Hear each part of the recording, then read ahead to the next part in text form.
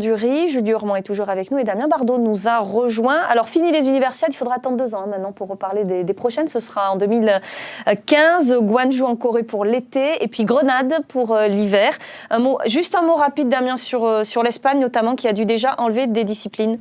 Oui, visiblement, suite à la crise économique, il y a quelques difficultés sur cette universiade de Grenade. Donc, a priori, il y aurait pas mal de disciplines de ski nordique, notamment biathlon, ski de fond, qui seraient supprimées ou délocalisées ailleurs. Donc, on attend des nouvelles d'ici fin janvier, début février de la part de la FISU. Pour savoir à quelle sauce on va être mangé. Tout ça parce qu'on a finalement des problèmes à trouver des villes candidates pour ces Jeux d'hiver. Dans l'Europe, c'est de plus en plus dur. Dans l'Europe, c'est de plus en plus dur d'avoir des universiades, qu'elles soient d'hiver ou d'été. Sachant que les 2 prochaines Mais maintenant, pour la FISU, il n'y a plus d'année creuse, puisque dans les années intermédiaires, il y a les championnats du monde. Et c'est effectivement ce sur quoi on va se concentrer dans cette dernière partie. Alors pour ça, on a fait une carte, Julie, parce qu'on a voulu voir un peu comment ça se répartissait géographiquement, et ça n'a pas du tout la même physionomie que les universiades. Eh non, parce qu'en tout, ce sont 24 pays qui vont accueillir toutes ces compétitions sur les 5 continents. Donc on trouve des villes, vous voyez, au Brésil, une seule en Afrique, en Ouganda, une ville en Océanie, 8 villes en Asie d'ailleurs, où des pays vont accueillir pour la toute première fois un championnat. C'est le cas de l'Inde, de la Malaisie, de Singapour. Mais en tout cas, c'est surtout l'Europe qui rafle tout en termes d'accueil. 17 villes d'Europe vont recevoir ces championnats.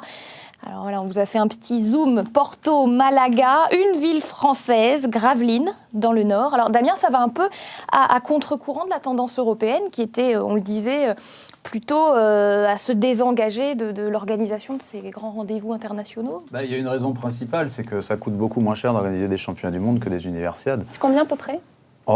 Ça dépend du sport, mais déjà les droits d'engagement sont beaucoup moins importants. Enfin, c'est absolument incomparable. Sur les universiades, aujourd'hui, on est sur des standards assez proches de ceux des Jeux Olympiques. Donc millions d'euros pour la FISU, pour les universiades. C'est plusieurs millions d'euros. Sur un championnat du monde, les droits d'engagement à payer à la FISU sont quasi ridicules par rapport à ça. Centaines de milliers d'euros ? Non, même pas.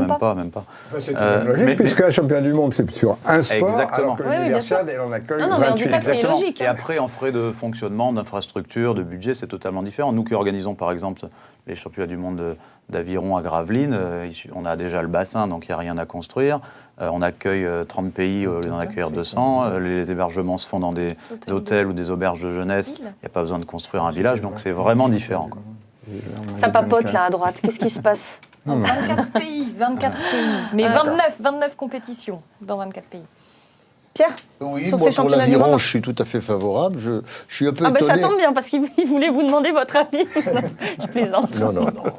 Mais je m'attendais à ce qu'un jour, il y ait les championnats du monde d'escrime universitaire ou de judo. Mais il n'y en a pas. Il n'y en a pas parce que c'est au programme des universités. Les championnats du monde, ça concerne que les sports qui ne sont pas au programme des universités. Justement, en parlant comme ça, il y a beaucoup de sports qui vont être occultés. Non, parce qu'entre les universiades qui ont quand même lieu tous les 2 ans et les championnats du monde tous les 2 ans en alternance, on englobe un large panel de sports. Il n'y a pas beaucoup de sports. Couvrir toutes les disciplines, sauf pour les championnats du monde, les disciplines qui vont aux universiades sont protégées. Tout à fait. Il y a 13 sports obligatoires aux universiades, plus une dizaine de sports optionnels choisis par les pays organisateurs. C'est la règle du jeu. Alors, le premier championnat du monde, il y en avait un en 1962. Ensuite, en 1998, il y avait 20 championnats du monde. En 2014, il y en aura 29.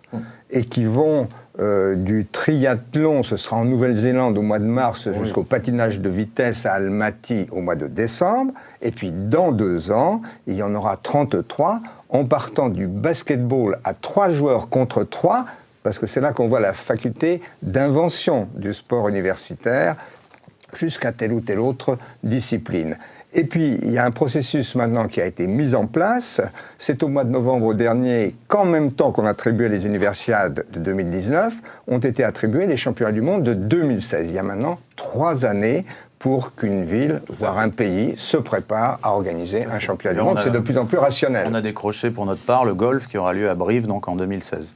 2016. Alors, il faut savoir qu'on en organise beaucoup en France. Oui, On en ça, a organisé Gravelines, on peut se dire, ça fait pas beaucoup pour la France. Voilà, mais- Gravelines, mais il y a 2 ans, on en a organisé 3. Encore une fois, comme on le disait tout à l'heure, on est sur des budgets Le rugby qui à aussi... 7 voiles et bridge. Rugby à 7 voiles et bridge, on est sur des budgets qui aussi entre 400 000 et 800 000 euros. Donc, on va dire qu'on est très très loin des universiades de Kazan qui ont coûté 5 milliards d'euros aux Russes, quoi. Et donc, comme parfois les universiades montrent le chemin aux Jeux Olympiques, eh bien, les championnats du monde universitaires de golf auront précédé la Ryder Cup, qui va être un événement Tout à fait. majeur du golf. Tout à Comment fait. se passent les sélections? C'est les villes qui sont candidates ou c'est la FISU qui demande à certaines villes ou c'est les fédérations Non, françaises qui... c'est nous, poussent un FFSU, peu. qui sommes D'accord. enfin, fédération française et comme l'ensemble des fédérations nationales par pays, qui sommes dépositaires de la candidature. Donc bien évidemment, il faut d'abord qu'on identifie la ville et la discipline. Donc souvent, il faut une conjoncture de volonté de la part de chacun, hein, que ce soit les instances sportives du sport choisi, la ville organisatrice, la FFSU qui est porteuse du projet. Ensuite, on monte le dossier et en candidate, par exemple pour le golf en 2016, on était opposé à Chine Taipei, donc Taïwan, et puis la Finlande, et on a défendu la candidature à Bruxelles et c'est nous qui avons remporté la mise. Et quel bénéfice tirent les villes de ces championnats? Je crois que c'est financier ou pas? Parce que... Non, je crois que Pas c'est beaucoup. surtout un rayonnement. On n'est pas dans un but mercantile, on est dans un but de rayonnement.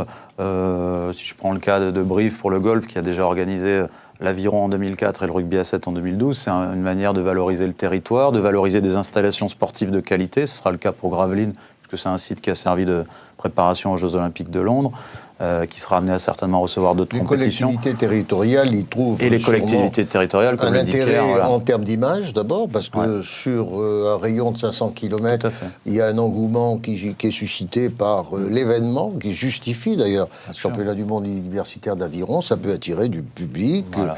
il n'y a pas de raison s'il y a les grandes nations qui sont présentes. Voilà. Et ajoutons que pour les athlètes français, c'est souvent le pied à tremplin. l'étrier. On oublie totalement qu'un certain Tony Estanguet, il a commencé sa glorieuse carrière au championnat du monde universitaire de canoë-kayak à Metz, À Metz, ce qu'on 98, n'imaginerait c'est- pas ben comme voilà.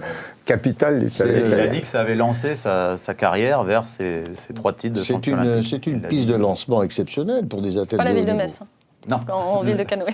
On est d'accord. son titre. Excusez-moi, je vous ai coupé, Pierre. Non, non, je disais que c'est une piste de lancement exceptionnelle pour des athlètes de très haut niveau qui n'ont pas franchi la barrière de l'olympisme, j'allais dire, ou du championnat du monde tout court. Partir aux universiades, c'est vraiment se mettre à étalonner sa valeur par rapport à une élite internationale qui est de bon niveau. On l'a vu dans beaucoup de disciplines en faisant le résumé des Jeux de Trentino et même les Jeux de Kazan.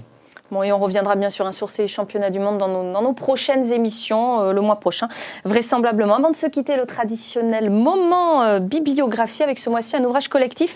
Il s'agit du Dictionnaire universel des femmes créatrices, ouvrage auquel vous avez participé, Jean, pour la partie sportive, et que je vous laisse présenter d'ailleurs. Oui, alors effectivement, pour cette journée sur la médiatisation du sport féminin, voilà qui est intéressant. Donc, ça, c'est un monument. Je suis entouré par les 3 en prendre un. volumes de A à Z.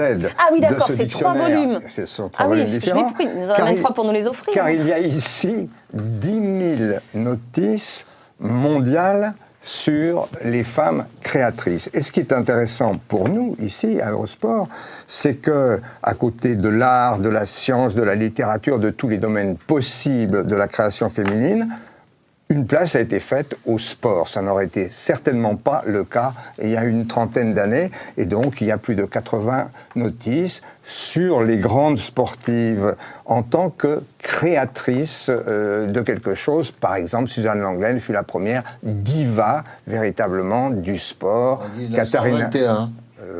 Et même un peu après, même un peu avant. Ah, oui. Et puis, une Katharina Witt ou d'autres, ce sont maintenant des étoiles qui rayonnent au-delà du sport proprement dit. Et c'est aux éditions des femmes. Voilà, Et ça joli a été cadeau. préparé à peu Trois- près pendant 3 ouvrages. 6 ans. Oui, j'imagine que ça c'est pas fait du jour au lendemain. Merci à tous en tout cas. Merci Damien. Merci à très bientôt. d'arriver. Vous Merci revenez à quand vous. vous voulez. Vous êtes Beau ici cadeau. chez vous. En Merci. tout cas, Campus Sport, c'est terminé pour aujourd'hui. On se retrouvera dans un peu moins d'un mois. On va remercier Laurent Scherecker et François Delmotte pour la rédaction en chef, ainsi que Jeff Biotois pour la direction technique. Très bonne fin de soirée à tous sur Eurosport. Et puis on va se quitter avec les images de fête à Trentino. Et puis notre petit bon mot pour la fin, comme toujours. La logique vous mènera de A à B. L'imagination vous mènera partout. Bye bye.